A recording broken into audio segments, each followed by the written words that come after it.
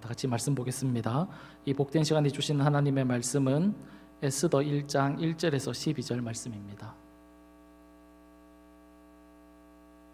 에스더 1장 1절에서 12절 말씀입니다.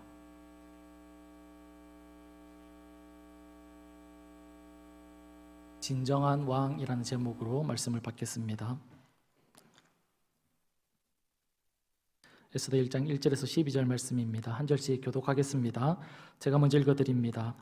이 일은 아하수에로 왕 때에 있었던 일이니 아하수에로는 인도부터 구스까지 127지방을 다스리는 왕이라. 당시에 아하수에로 왕이 수상궁에 즉위하고 왕위에 있은 지 제3년에 그의 모든 지방관과 신하들을 위하여 잔치를 베푸니 바사와 메대의 장수와 각 지방의 귀족과 지방관들이 다 왕 앞에 있는지라. 왕이 여러 날 고 180일 동안에 그의 영화로운 나라의 부함과 위엄의 혁혁함을 나타내니라. 이날이 지남에 왕이 또 도산수산에 있는 귀천간의 백성을 위하여 왕궁 후원뜰에서 7일 동안 잔치를 베풀세. 백색, 녹색, 청색 휘장을 자색 가는 배줄로 대리석 기둥 은고리에 메고 금과 은으로 만든 걸상을 화반석, 백석, 운목석, 흑석을 깐 땅에 진설하고 금잔으로 마시게 하니 잔의 모양이 각기 다르고 왕이 풍부하였으므로 어주가 한이 없으며 마시는 것도 법도가 있어 사람으로 억지로 하지 않게 하니 이는 왕이 모든 국내 관리에게 명하여 각 사람이 마음대로 하게 함이더라. 왕후 와스디도 아하수에로 왕궁에서 여인들을 위하여 잔치를 베푸니라.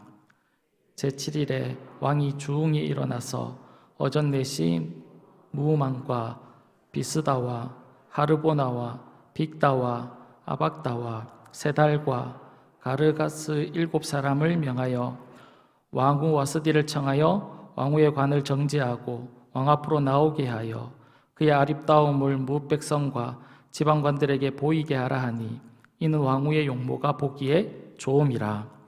그러나 왕후 와스디는 내시가 전하는 왕명을 따르기를 싫어하니 왕이 진노하여 마음속 불붙는 듯 하더라. 아멘. 오늘 우리가 읽은 본문에 보면 아하수에로 왕이 등장을 합니다. 이 아하수에로 왕은 페르시아의 4번째 왕으로 알려져 있는데 오늘 본문에서 그가 통치하고 있는 나라의 모습을 계속해서 설명하고 있습니다. 1절을 보시면 이 일은 아하수에로 왕 때 있었던 일이니 아하수에로는 인도부터 구스까지 127지방을 다스린 왕이다 라고 그렇게 말씀하고 있습니다. 아하수에로 왕이 다스리던 땅이 어디에서부터 어디까지라고 말씀하고 있습니까? 인도에서 구스까지다 라고 그렇게 말씀하고 있습니다. 여기서 인도는 현재 동남아시아 지역을 이야기하고 있습니다. 그리고 구스는 아프리카 지역을 뜻합니다. 그러니까 동남아시아에서부터 시작해서 아프리카까지 아하수에로 왕이 다스리던 땅이라는 사실입니다. 이 말의 뜻이 무엇이냐면 아하수에로 왕이 다스리던 땅이 얼마나 넓은지를 보여주고 있다는 겁니다. 그만큼 이 나라가 강대하다라는 것을 성경이 나타내기 위해서 그런 겁니다.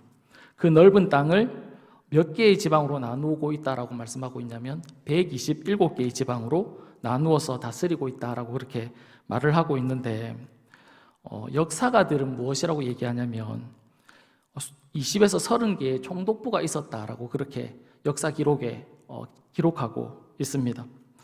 성경은 127개의 지방으로 다스리고 있다라고 그렇게 얘기하고 있고 역사가들은 20개에서 30개의 총독부가 있다라고 그렇게 말을 하니까 서로 다른 말 같지 않습니까? 그러나 성경의 표현도 맞고 역사가들이 하는 이야기도 기록도 맞습니다. 왜냐하면 20에서 30개의 총독부가 127개의 지방을 다스리고 있었기 때문에 그렇습니다. 그런데 에스더서를 기록하고 있는 저자는 왜 20에서 30개의 총독부가 있다라고 말을 하지 않고 127개의 지방이라는 단어를 선택해서 사용하고 있는 것일까요? 그것은 20에서 30개보다는 127이라는 숫자가 훨씬 더 크고 훨씬 더 많게 느껴지기 때문에 그렇습니다. 그래서 저자는 의도적으로 20개에서 30개의 총독부가 아니라 127의 지방, 127개의 지방으로 되어 있다라는 표현을 사용하고 있는 겁니다. 저자의 의도가 무엇입니까? 아하수에로 왕의 힘과 권력, 페르시아가 얼마나 강대한 나라인지를 보여주기 위해서 이렇게 하고 있다는 겁니다. 그리고 왕이 잔치를 베푸는데 180일 동안 잔치를 베풀었습니다. 180일이면 몇 개월입니까? 한 6개월쯤 되겠죠. 그런데 저자는 왜 6개월이라고 말을 하지 않고 180일이라고 이야기를 하고 있는 것일까요? 그 이유가 무엇일까요? 그것도 마찬가지입니다. 6이라는 숫자보다는 180이라는 숫자가 더 크기 때문에 저자는 일부러 더 큰 180일을 선택해서 기록하고 있다는 겁니다. 180일에 잔치가 끝이 났습니다. 그런데 180일 동안 잔치를 하다 보니까 백성들이 얼마나 수고했겠습니까? 그래서 백성들을 위해서 왕이 또 7일간 잔치를 베풀어 주었습니다. 그리고 그 잔치를 위해서 궁정을 화려하게 꾸몄는데 어떻게 꾸몄는지 6절과 7절에 이렇게 표현하고 있습니다. 백색, 녹색, 청색 휘장을 자색하는 뱃줄로 대리석 기둥 은고리에 메고 금과 은으로 만든 걸상을 화반석, 백석, 운무석, 흑석을 깐 땅에 진설하고 금잔으로 마시게 하니 잔의 모양이 각각 다르고 왕이 풍부함으로 어주가 한이 없었다. 그렇게 표현하고 있습니다. 한마디로 휘황찬란하게 차려놓고 이렇게 술을 마셨다라는 것입니다. 그리고 9절에 보면 왕후 와스디는 여인들을 왕궁에서 여인들을 위해서 또 잔치를 베풀어 줍니다. 180일을 잔치를 벌이고 7일간 백성들을 위해서 또 잔치를 열어놓고 왕후도 왕궁 여인들을 위해서 잔치를 열고 먹고 마셨습니다. 이런 이야기를 왜 기록하고 있을까요? 그 이유를 사절에서 설명하고 있는데 우리 다 같이 한번 읽어보겠습니다. 왕이 여러 날 곧 180일 동안에 그의 영화로운 나라의 부함과 위엄의 혁혁함을 나타내니라. 공동번역에서는 이렇게 번역했습니다. 이리하여 왕은 180일이라는 오랜 시일에 걸쳐 왕실의 거창한 부귀와 눈부신 영화를 자랑했다. 그렇게 말씀하고 있습니다.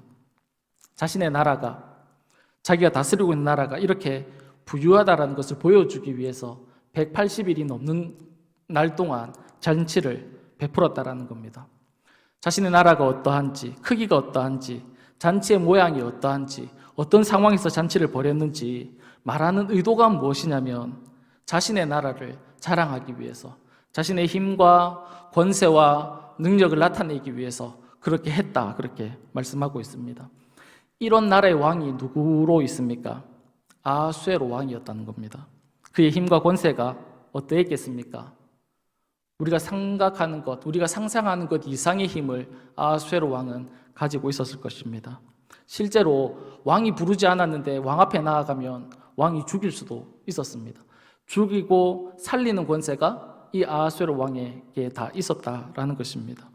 본문은 1절부터 11절까지 왕이 가지고 있는 권세가 어떤지, 힘이 어떤지, 그의 나라가 어떠한지를 계속해서 설명을 하고 있다는 겁니다. 이런 힘과 권세를 가지고 있는 아하수에로 왕이 11절에 왕후 와스디를 이렇게 자랑하고 싶어서 부르게 됩니다. 그런데 어떤 일이 벌어지냐면 12절입니다. 그러나 왕후 와스디는 내시가 전하는 왕명을 따르기를 싫어하니 왕이 진노하여 마음에 불붙는 듯 하더라. 그렇게 말씀하고 있습니다. 와스디가 왕의 명령을 어떻게 했다라고 얘기합니까? 거절했다는, 싫어했다라는 겁니다. 사람을 죽일 수도 있고 살릴 수도 있는 그 힘을 가지고 있는 그 왕의 명령을 싫어했다, 거절했다. 그렇게 말씀합니다. 이런 본문의 내용을 보면서 본문은 우리에게, 성경은 우리에게 무엇을 가르쳐주고 있는 것일까요? 그 왕의 대단함, 그 왕의 힘, 그 왕의 권력들을 쭉 설명하고 있는데 마지막 부분에 와서는 그 왕의 명령을 거절하는 와스디의 모습을 보여주면서 성경은 우리에게 무엇을 말씀하고 있는 것일까요? 첫 번째로 보여주는 내용은 진정한 왕이 누구인지를 가르쳐주고 있다는 겁니다. 다 할 수 있는, 사람을 죽일 수도 있고 살릴 수도 있는 모든 권세와 힘을 가지고 있는 그 왕이 진정한 왕이 아니라는 것을 우리에게 보여주고 있다는 겁니다. 세상 사람들이 볼 때 페르시아 왕 아수에로는 모든 것을 할 수 있는 것으로 여겼을 것입니다. 왕 스스로도 나는 뭐든지 다 할 수 있다라고 생각을 했을 겁니다. 자신의 말 한마디에 모든 사람들이, 모든 신하가 벌벌 떨면서 순종할 것이라고 생각한 겁니다. 그런데 자신의 아내였던 와스디가 자신의 말을 거절한 것입니다. 세상에 엄청난 힘과 권세를 가지고 있는 그였지만 자신의 아내를 어떻게 하지 못했습니다. 이것을 통해서 성경은 우리에게 진정한 힘, 진정한 권세를 가지고 있는 분이 누구인지 우리에게 보여주고 있는 겁니다. 그분이 누굽니까? 진정한 왕이 누굽니까? 진정한 힘과 진정한 권세를 가지고 계신 분이 누구십니까? 우리가 믿는 하나님인 줄 믿습니다. 누가복음 7장에 보면 예수님과 제자들이 나인성으로 들어갈 때 과부로 살면서 하나밖에 없는 아들을 데리고 있던 한 어머니가 있었습니다. 그런데 하나밖에 없는 그 아들이 죽게 된 겁니다. 그래서 죽은 아들을 관에 놓고는 많은 사람들이 슬퍼하면서 이렇게 지나가고 있는데 그 모습을 보던 주님께서 불쌍한 마음이 들어서 그 지나가는 관을 손에 대시면서 이렇게 멈추어 세우시는 그런 장면들이 기록되어 있습니다. 그리고는 이 예수님이 그 관을 세우고는 뭐라고 말씀하셨냐면 이렇게 말씀하셨습니다. 내가 내게 말하노니 일어나라. 내가 너에게 말하노니 일어나라. 그렇게 말씀하신 겁니다. 청년을 향해서 그렇게 말씀하시자 청년이 어떻게 되었을까요? 죽었던 그 청년이 다시 살아난 이야기가 기록된 것입니다. 죽은 자도 다시 살릴 수 있는 권세가 누구에게 있다는 것입니까? 하나님에게 있다라는 겁니다. 세상의 권세, 세상에 어떤 힘을 가지고 있는 그런 사람들에게 진정한 힘과 권세가 있는 것이 아니라 정말 실제로 힘과 권세를 가지고 있는 분은 우리가 믿는 하나님이다라는 사실을 보여주고 있다는 겁니다. 목회자로 성도님들을 섬길 때 안타깝고 속상할 때가 있습니다. 그때가 언제냐면 저의 힘으로 할 수 없는 일들을 만났을 때입니다. 딱히 도와드릴 수 있는 일들도 많이 없지만 제 힘으로 할 수 없는 일들을 만날 때, 부탁하는데 제가 도와줄 수 없는 그런 상황일 때, 제가 할 수 없는 일을 이렇게 부탁하실 때 이렇게 마음으로 속상해 할 때가 있습니다. 사랑하는 여러분들도 속상할 때가 있지 않습니까? 직장이면 직장에서 속상할 때가 있고 가정이면 가정에서 속상할 때가 있겠지요. 자녀들이 문제라서 속상할 때도 있지 않겠습니까? 내가 할 수 없는, 내가 해결할 수 있는 문제면 내가 해결하겠는데 내가 해결할 수 없는 문제를 만났을 때, 내가 넘어갈 수 없는 문제를 만났을 때 속상해 할 수 있지 않겠습니까? 무슨 말을 하고 싶냐면 사람은 누구나 불가능한 일들이 있다는 겁니다.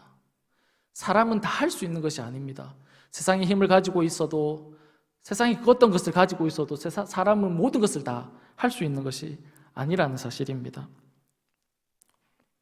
그러나 우리가 믿는 주님에게는 불가능이 없다라는 사실이지요.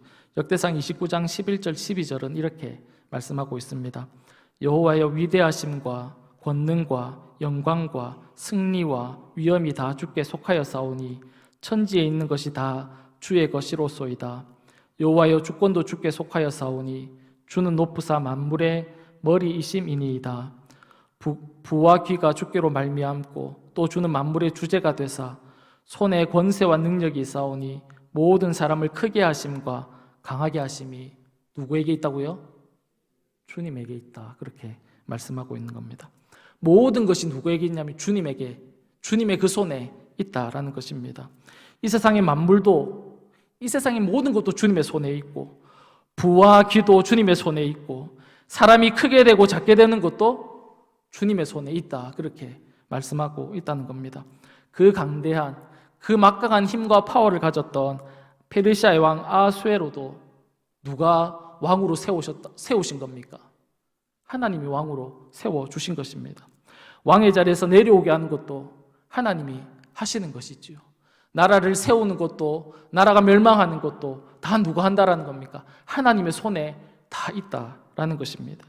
사랑하는 여러분, 오늘 이 밤에 우리가 세상의 힘과 권세, 세상의 어떤 것이 아니라 진정한 왕이 되는 그 주님을 붙드시는 밤이 되기를 간절히 축복합니다. 한 가지를 더 생각해 보면, 우리가 진정한 왕을 붙들고 살아갈 수 있는 방법이 있다면 그것은 무엇일까요? 우리가 두 번째로 생각해 볼 것은 진정한 왕을 붙들고 살아갈 수 있는 방법이 무엇일까요? 하나님이 모든 것을 다 가지고 계신데 이 진정한 하나님을 우리가 어떻게 할 때 붙들고 살아갈 수 있느냐 하는 것입니다. 그 대답은 본문 11절에 나와 있습니다. 11절을 보면 왕후 와스디가 왕의 명령을 거절하는 것을 볼 수 있는데 그 이유를 설명하고 있습니다.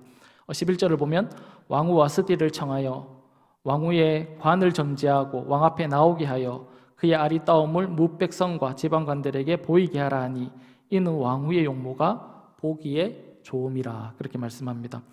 왕의 명령에 왕후가 거절하는 이유가 무엇입니까? 왕후의 용모가 뛰어나게 아름다웠다라는 겁니다. 왕후의 용모가, 그러니까 왕이 한 명령을 거절한 것을 기록하면서 성경이 무엇을 기록하냐면 왕후의 용모가 뛰어나게 아름다웠다라는 것을 이야기하는 겁니다. 무슨 말을 하는 거냐면 내가 잘하는 것이 있고 자신이 잘났다라고 생각하면 왕의 명령을 어떻게 한다는 겁니까? 거절한다라는 겁니다. 우리가 주님을 붙들고 주님의 말씀에 순종하면서 살아가야 하는데 우리가 그렇게 살아가지 못하는 이유가 어디에 있습니까? 어떨 때 우리가 주님을 의지하지 않고 내 힘을 믿고 내 생각을 믿으면서 살아갑니까? 내가 할 수 있다라고 생각될 때, 그거 내 힘으로 충분히 할 수 있어 라는 그 믿음이 생길 때, 자신을 믿기 시작할 때, 자신을 신뢰하기 시작할 때 우리는 하나님을 붙들고 살아가지 않는다는 겁니다. 주님의 말씀이 더 이상 우리 귀에 들려오지 않는다라는 것이죠. 다른 말로 표현하자면 교만해지면, 우리의 마음이 높아지면 하나님의 말씀에 불순종한다라는 것입니다. 하나님 말씀에 우리가 따르지 않으면서 살아갈 수 있다라는 것입니다. 인터넷에 보니까 이런 이야기가 있더라고요. 개구리들에게 한 가지 소원이 있었답니다. 그것은 새들처럼 하늘이 이렇게 홀홀 날아다니는 것이 그들의 소원이었는데 가장 호기심 많은 개구리가 독수리를 찾아가서 이렇게 부탁을 했습니다. 나도 너처럼 멋지게 하늘을 날아보고 싶어. 그것이 나의 꿈이야. 그러니까 내가 너의 다리를 이렇게 붙들고 하늘을 이렇게 날 수 있었으면 좋겠다라고 독수리에게 부탁을 했답니다. 독수리는 개구리의 요청을 받아들였습니다. 드디어 개구리는 독수리의 날개를 독수리의 다리를 붙잡고 하늘을 날게 되었습니다. 하늘 위에서 내려다보는 세상은 너무나도 아름다웠습니다. 환상적이었던 겁니다. 땅에서 이 모습을 보고 있던 개구리들은 부러운 눈빛으로 그 개구리를 쳐다보고 있었습니다.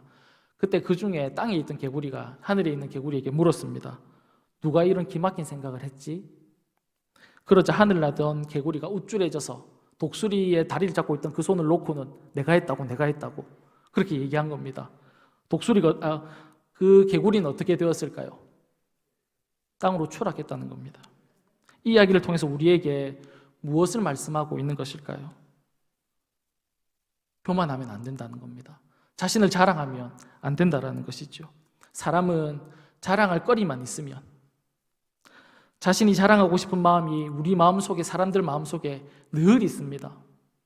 그런데 환경만 만들어지면, 그런 상황만 생기면 우리는 언제든지 우리 스스로를 자랑하고 우리들을 드러내고 싶어하는 것이 저희들의 모습이다라는 것이죠. 자꾸만 해서 우리 마음속에 교만한 마음들이 올라온다라는 것입니다. 아마 와스디가 처음부터 그러진 않았을 것입니다. 왕의 명령을 착실히 따르는 그런 모습으로 살지 않았겠습니까? 그런데 시간이 하루 이틀, 1년, 2년 지나다 보니까 자신의 아름다움에 취한 겁니다. 세상 모든 사람들이 너무 아름답다라고 얘기해 주는 거죠. 너가 최고다라고 얘기해 주는 거죠. 너가 가장 아름답다라고 얘기해 주는 겁니다. 그 이야기를 계속 듣던 와스디는 내가 최고지, 내가 제일 아름답지, 내가 세상에서 제일 이쁘지, 그런 생각에 도취되게 된 겁니다. 그러자 왕이 명령할 때 이 와스디는 어떻게 합니까? 거절했다라는 겁니다. 싫어했다라는 것입니다. 이스라엘의 초대 왕이었던 사울도 처음에는 겸손했습니다. 자신이 왕이 될 수 없다라는 생각을 그는 가지고 있었던 사람입니다. 사무엘이 찾아와서 당신이 이스라엘 왕이 된다라고 말을 했을 때 사울이 뭐라고 대답한 줄 아십니까? 사무엘상 9장 21절에 보면 이렇게 사울이 대답했습니다. 사울이 대답하여 이르되 나는 이스라엘 지파의 가장 작은 지파 베냐민 사람이 아니니이까. 또 나의 가족은 베냐민 지파 모든 가족 중에 가장 미약하지 아니하니이까. 당신이 어찌하여 내게 이런 말을 합니까? 당신이 왜 나에게 왕이 된다라는 말을 합니까? 저는 왕이 될 수 있는 그런 사람이 아닙니다. 제 스스로를 봐도 아니고 저의 가족의 상황을 봐도, 상황과 환경을 봐도 아니다라고 그렇게 말을 한 것입니다. 그는 처음에 겸손하게 시작을 했습니다. 그렇게 시작한 사울 왕이 나중에는 어떻게 됩니까? 하나님의 말을 우습게 여기게 되죠. 아말렉을 다 진멸하라는 하나님의 말씀에 사울 왕은 어떻게 반응합니까? 아말렉 왕 아각도 살려옵니다. 자신의 눈에 보기에 좋은 것들은 다 살려서 돌아오게 됩니다. 왜 이렇게 사울이 변해버린 것일까요? 사울은 왕이 된 이후에 몇 번의 전쟁을 치르게 되는데 그 전쟁에서 승리를 맛봅니다. 하나님이 주신 승리였는데 자신이 이긴 것처럼 그 승리에 도취되기 시작합니다. 사람들은 사울 왕을 향해서 최고다라고 얘기합니다. 사울 왕이 최고다, 우리 왕이 최고다, 그런 이야기를 계속 했겠지요. 그런 말을 듣던 사울의 마음속에는 교만함이 생긴 겁니다. 내가 최고지, 내가 최고지, 그런 생각들이 일어나게 된 겁니다. 그러다 보니 진짜 왕이신 하나님, 자신을 이스라엘 왕으로 세우신 그 하나님이 보이지 않게 된 것이지요. 그러자 하나님의 말씀에 불순종하기 시작한 것입니다. 오늘 본문의 와스디는 자신의 그 아름다움에 취해버렸습니다. 그러자 왕의 명령을 거절한 것이죠. 마음에 교만이 삭트기 시작한 겁니다. 이 이야기는 저와 여러분의 이야기가 될 수 있다는 겁니다. 우리의 시작이 겸손하다 할지라도, 우리가 하나님으로부터 은혜를 받아서 그 하나님만을 사랑하고 그 하나님만을 의지하며 오늘을 살아간다 할지라도 우리의 내일은 장담하지 못한다라는 것입니다.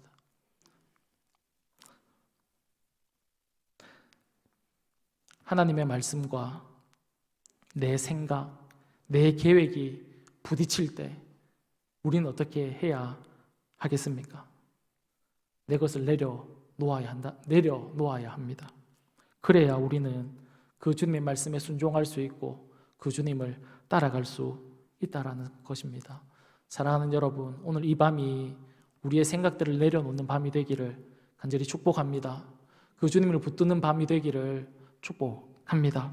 나의 생각과 나의 계산을 내려놓고 하나님을 선택하고 그 하나님을 붙드는 귀한 밤 될 수 있기를 간절히 바랍니다.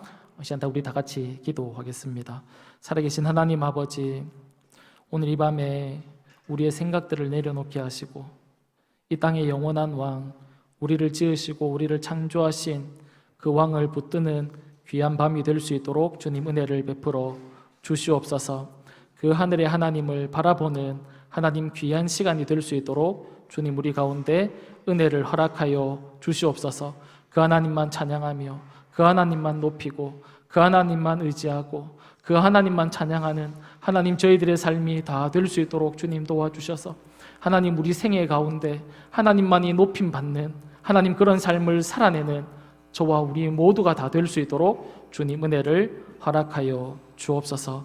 고맙고 감사하며 살아계신 예수님의 이름으로 기도드립니다. 아멘.